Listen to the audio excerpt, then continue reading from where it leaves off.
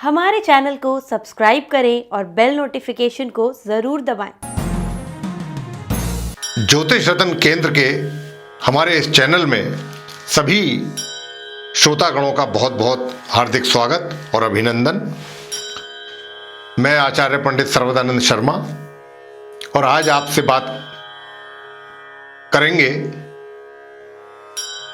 भगवान शिव की महिमा जो है वो तो आप उससे तो सभी अवगत हैं,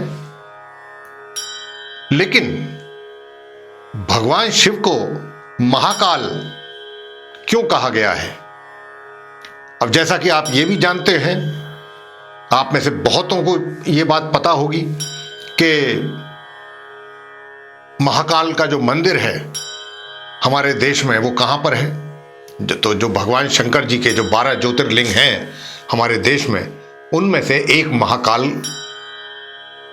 का है मंदिर, ज्योतिर्लिंग, और वो आता है मध्य प्रदेश के शहर उज्जैन में। तो अब प्रश्न ये पैदा होता है कि भगवान शंकर जितने और, जैसा कि मैंने कहा 12 ज्योतिर्लिंग हैं सब मिलाकर के, तो यहां जो उज्जैन में स्थित है भगवान शंकर जी का जो ये लिंग, इसको महाकाल का नाम क्यों दिया गया है। वैसे तो भगवान शंकर को कहा ही जाता है महाकाल, लेकिन स्पेशली उज्जैन के जो मंदिर है, शिवलिंग है, उसको तो महाकाल ही बोला जाता है। और वहां होती है भस्म की आरती जो बहुत प्रचलित है, बहुत फेमस है। तो आज हम इसी बात के ऊपर चर्चा करने जा रहे हैं आपसे कि भगवान शंकर जी को महाकाल क्यों कहा जाता है और उज्जैन स्थित भगवान शंकर जी का जो ज्योतिर्लिंग है उसको महाकाल स्पेशली क्यों बोला जाता है। आज ये जानकारी हम आपके साथ इसके विषय में चर्चा करेंगे और साझा करेंगे ये जानकारी। तो आइए चर्चा आरंभ करते हैं। ये जो रहस्य है महाकाल नाम जो है भगवान शंकर का, इसे जानकर के आप हैरान हो जाएंगे, क्योंकि ये जो प्रोग्राम है महाकाल के रहस्य को लेकर, आज हम ये जानने की कोशिश कर रहे हैं इस चर्चा के माध्यम से कि भगवान शिव जी को महाकाल क्यों कहा जाता है।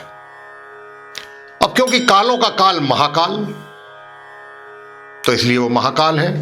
लेकिन और थोड़ा हम डिटेल में चलते हैं इसके। हम अब आपको लेकर के चल रहे हैं उज्जैन।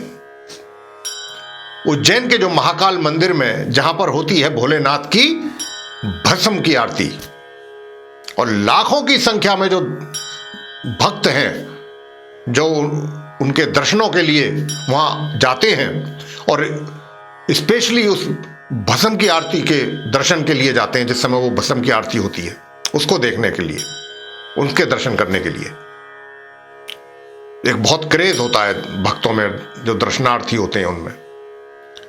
तो महाभारत,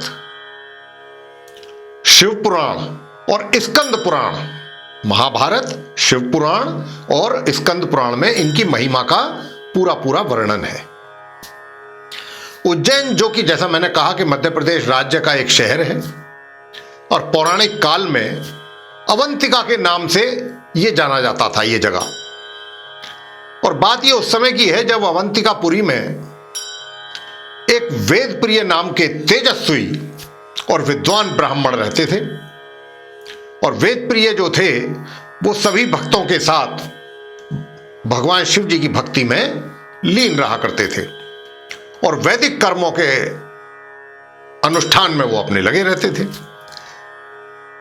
रत्नामल पर्वत पर, वहां पर्वत था एक पास में ही, थोड़ा सा ज्यादा दूर नहीं, रत्नामल पर्वत, उस पर दुष्ण नाम का एक अत्याचारी राक्षस उन दिनों वहां पर रहता था और वहां पर रह रहे लोगों को बहुत ही सताया भी करता था।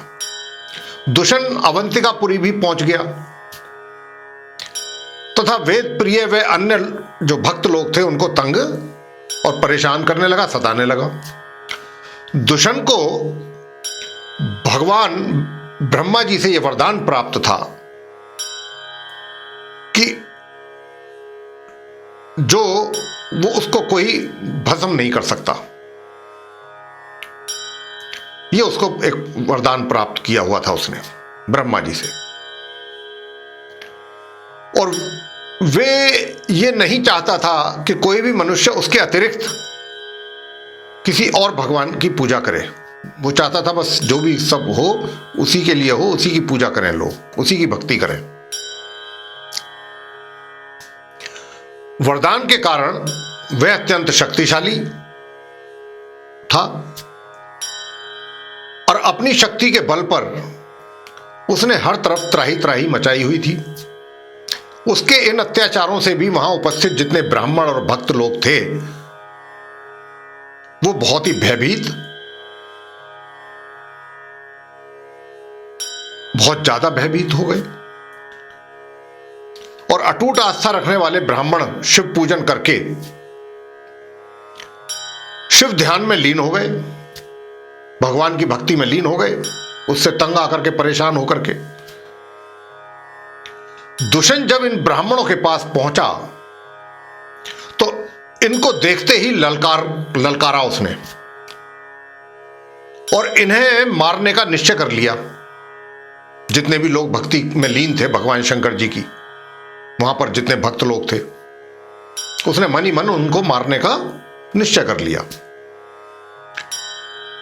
और जैसे ही वो दुष्यंत राक्षस भक्तों के प्राण लेने के लिए उसने शस्त्र उठाया मारने के लिए उनके, तभी शिवलिंग की जगह एक गंभीर, जो वहां शिवलिंग बनाया हुआ था भक्तों ने और वेद प्रिय ब्राह्मण ने भक्ति के लिए भगवान शंकर जी की, वहीं पर जहां पर शिवलिंग था वहीं पर एक बहुत गंभीर आवाज के साथ एक बहुत गहरा गड्ढा हो गया उसी जगह, शिवलिंग की जगह पर, तथा उस गड्ढे से भयंकर और विकट रूपधारी भगवान शंकर जी प्रकट हो गए उस गड्ढे से। और उनको वहां की स्थिति उनको पता ही थी कि वहां ये राक्षस आया हुआ है, मेरे भक्तों को ये सता रहा है, परेशान कर रहा है, उनकी भक्ति में अड़चने पैदा कर रहा है।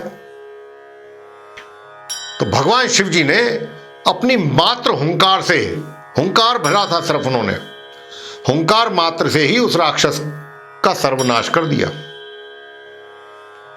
भगवान शिव के दर्शन पाकर वहां उपस्थित सभी ब्राह्मण और भक्त लोग धन्य हो गए और भगवान शंकर से प्रार्थना करने लगे कि, और उनसे विनती करने लगे कि हे प्रभु, आप यहीं पर ही बस जाइए। भक्तों की आस्था से प्रसन्न होकर भगवान भोलेनाथ ने वहीं पर ज्योतिर्लिंग का रूप धारण कर लिया, जो विश्व भर में महाकाल जी के नाम से विख्यात हो गया। यही कारण है साथियों कि भगवान शिव जी को महाकाल के नाम से भी पूजा जाता है। हम आशा करते हैं कि आपको ये भगवान शंकर जी से संबंधित और उनके महाकाल का जो नाम है क्यों पड़ा, क्या उसके पीछे कारण है, इस चर्चा को, पूरी चर्चा को सुनकर के आपको बहुत आनंद आया होगा। और ये हमारी आशा है कि आपको ये चर्चा बहुत पसंद आई होगी। और अगर आपको ये पसंद आया है तो आप इसको लाइक करें, शेयर करें और अधिक से अधिक मात्रा में चैनल को सब्सक्राइब करना भी ना भूलें। साथ ही जो बेल आइकन है उसको भी अवश्य दबाएं, ताकि आने वाले दिनों में जो हमारे नए कार्यक्रमों के वीडियोस हैं वो भी आप तक पहुंचते रहें और आप भी उनका समय अनुसार लाभ प्राप्त करते रहें।